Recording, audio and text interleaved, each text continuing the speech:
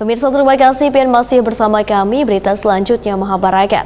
Diduga kurangnya sosialisasi terkait dengan aturan beroperasi kapal membuat puluhan pemilik perahu timpal wan pekerja yang beroperasi di kawasan Pelabuhan Banjarmasin pun mendatangi kantor Kesyah Bandaran Wan Otoritas Pelabuhan atau KSOP kelas 1 Banjarmasin Tegal hari Senin 13 Maret 2023. Padahal aturan tersebut sudah ada sejak tahun 2017 lalu.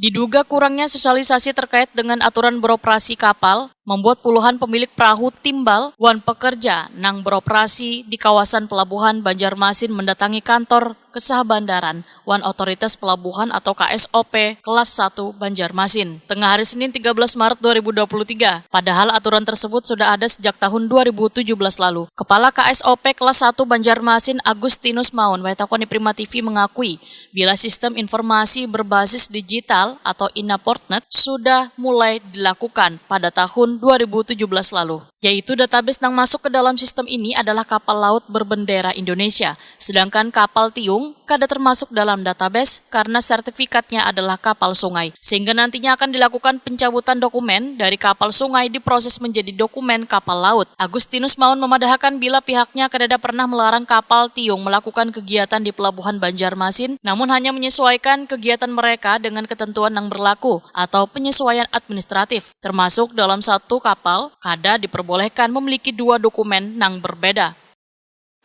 Pak, tadi dikatakan bahwa 2017 kan Pak? Iya. Kenapa baru 2023? Good question Pak, pertanyaan bagus Pak. 2017 itu Perhubungan Laut baru menerapkan yang namanya sistem Inaportnet. Tentunya dengan masih ada kekurangan di sana sini. Nah, kenapa baru sekarang? Yang pertama, perubahan atau amandemen terhadap peraturan terkait dengan penerapan Inaportnet itu dikeluarkan barusan kemarin tahun 2022, yaitu PM8 tahun 2022, di mana salah satu ketentuan bahwa kapal-kapal KLM itu, kapal pelayaran rakyat itu sudah harus dilayani dengan Inaportnet.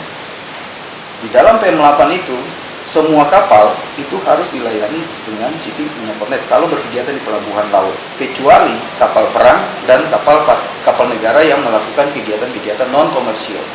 Seperti itu. Dan yang kedua, Pelabuhan Banjarmasin tahun ini itu masuk dalam program pemerintah dalam rangka Nasional Logistik Ekosistem, di mana dengan strategi nasional pencegahan korupsi masuk menjadi salah satu pelabuhan yang akan mengimplementasikan itu, Nasional Logistik Ekosistem dengan strategi nasional pencegahan korupsi, sehingga tidak mungkin dan salah satu basis dari Stranas PK itu adalah digitalisasi. Nah, kembali lagi ke masalah Inaportnet tadi, kalau kapal-kapal ini tidak mengkonversi dokumen kapal dari kapal sungai ke kapal laut, maka pasti secara sistem kapal tersebut tidak bisa kita layani. Agustinus Maun menyatakan mendatangkan perwakilan Dinas Perhubungan Provinsi Kalimantan Selatan untuk sama-sama mencari solusi menyelesaikan permasalahan ini. Sehingga dalam rapat diambil kesepakatan pemilik perahu timbal wan pekerja bisa tetap melakukan pekerjaan sembari mengurus konversi dokumen kapal sungai menjadi kapal laut. Menurut Agustinus Maun, waktu yang diberikan dalam melakukan pengurusan ini hanya 7 hari kerja, karena pengurusan merubah dokumen tersebut sangatlah mudah. Pak, ya, berarti ini kan sudah diizinkan ke Pak mereka, Pak, ketika ini dicapai kata sepakat, apakah mereka sudah boleh bekerja, Pak? Ya, tadi saya menyampaikan hari ini yang saya butuh sebagai pegangan saya, sebagai jaminan saya adalah pernyataan dari pemilik kapal untuk akan mengurus itu. Karena kalau tidak mengurus kan siapa yang bisa pegang, Pak? Pernyataan itu secara hukum di atas meterai dan saya akan jadikan sebagai pegangan, mereka bisa berkegiatan. Intinya itu, Pak. Berarti sambil mengurus, sambil boleh bekerja gitu, Pak? Ya, makanya nanti dalam pernyataan itu kita kasih waktu, Pak, supaya jangan sampai terlalu lama juga. Kabid Pelayaran Dinas Perhubungan Kalimantan Selatan, Agung Rahmadi memadahkan kegaduhan ini lantaran adanya miskomunikasi wan salah persepsi dari pelaku usaha kapal tiung, sehingga memunculkan adanya kekhawatiran bila mereka kada diperbolehkan melakukan pekerjaan di pelabuhan. Agung Rahmadi menyatakan siap membantu untuk mengalihkan dokumen kapal tersebut. Kekhawatiran mereka adalah satu, nggak bisa begawi lagi. Kada boleh digali lagi. Nah itu. Iyalah. Nah tadi sudah dijelaskan Pak Kasop bahwa kita ini sedang melakukan penyesuaian administrasi saja. Penyesuaian administrasi dari dokumen yang sebelumnya di dokumen sungai, sekarang diarahkan untuk di dokumen laut.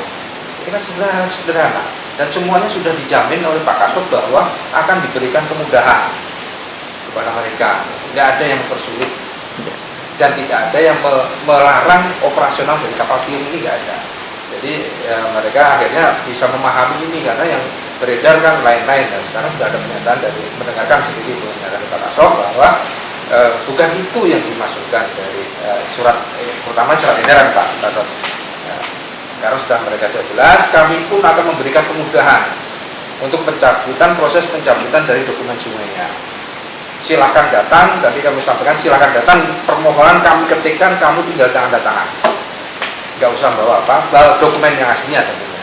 Nanti kita tarik ke tempat kami, suratnya kita sebagai persyaratan untuk mengurus ke dokumen laut di KSOP. Sementara itu, Koordinator Aksi Damai, Hair, memadahkan dalam pertemuan sudah dicapai kata sepakat dengan pihak KSOP, sambil melengkapi perlengkapan pekerja tetap bisa beroperasi. Menurut Hair, ada beberapa kesulitan dalam pengurusan dokumen khususnya bagi pemilik kapal timbal, yaitu meminta tanda tangan camat. Biasanya kan kita minta tanda tangan untuk camat, itu agak susah kan sedikit. Nah, tapi ya kita usahakan lah supaya bisa. Nah, tapi sebenarnya teman-teman ini bersedia aja lah masuk sistem itu. Untuk orang-orang imbal tadi, orang-orang kapal, mereka sih ngikut ke kita aja. Kalau kita misalkan ini mau membantu ya pasti bisa aja sih, mau aja mereka, asal jangan dipersulit nanti di akhir di lain waktu lah di belakangnya. Nah itu sudah jadi poin kesepakatan lah bahwa akan dipermudah pengurusan apapun itu oleh KSOP. Nah, sudah ada tadi kata-katanya emang akan dibantu lah istilahnya kan. Kita lihat nanti ke depan gimana. Kalau misalkan masih KSOP-nya tetap ngotot kayak gitu lagi, kita akan melakukan kembali Aksi lagi ya? Aksi lagi.